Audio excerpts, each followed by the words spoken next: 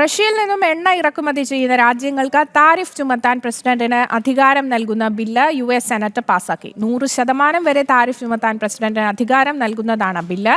ഇറാനെതിരായ ഉപരോധം 2031 വരെ തുടരാനും പുതിയ ബില്ലിൽ വ്യവസ്ഥയുണ്ട്. ഇന്ത്യയും ചൈനയും ഉൾപ്പെടെ 5 രാജ്യങ്ങളാണ് പ്രധാനമായും റഷ്യയിൽ നിന്ന് എണ്ണ ഇറക്കുമതി ചെയ്യുന്നത്. ഇത്തരത്തിൽ എണ്ണ ഇറക്കുമതി ചെയ്യുന്ന രാജ്യങ്ങൾക്കാണ് അധിക താരിഫ് ബാധകമാകുക. 100% വരെ അധിക താരിഫ് ചുമത്താനുള്ള അധികാരമാണ് നിയമം പ്രസിഡന്റിന് നൽകുന്നത്. എണ്ണ ഇറക്കുമതി ചെയ്യുന്ന രാജ്യങ്ങളിൽ നിന്നും അമേരിക്കയിലേക്കുള്ള കയറ്റുമതി ഉൽപ്പന്നങ്ങൾക്കായിരിക്കും അധിക താരിഫ് ചുമത്തുക.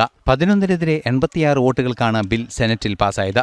US പ്രതിനിധി സഭ കൂടി പാസാക്കി പ്രസിഡന്റിന്റെ അംഗീകാരം ലഭിക്കുന്നതോടെ ബിൽ നിയമമാകും. ഉഭയകക്ഷി ചർച്ചകളിൽ നിർണായക സാന്നിധ്യമായിരുന്ന ട്രംപിന്റെ വലംകൈ കൂടിയായ അന്തരിച്ച ഗ്രഹാം ലിൻഡ്സെയുടെ പേരാണ് ബില്ലിന് നൽകിയിരിക്കുന്നത്. 2031 വരെ ഇറാനെതിരായ ഉപരോധം ദീർഘിപ്പിക്കാനുള്ള ബില്ലും പാസാക്കിയിട്ടുണ്ട്. ഇറാൻ ഊർജ്ജ മേഖലയിൽ നിക്ഷേപം നടത്തുന്ന കമ്പനികൾക്കെതിരെ ശക്തമായ നടപടി സ്വീകരിക്കാൻ വ്യവസ്ഥ ചെയ്യുന്നതാണ് ബില്ലിന്റെ ഉള്ളടക്കം. ഇന്റർനാഷണൽ ഡെസ്ക്, ജനം.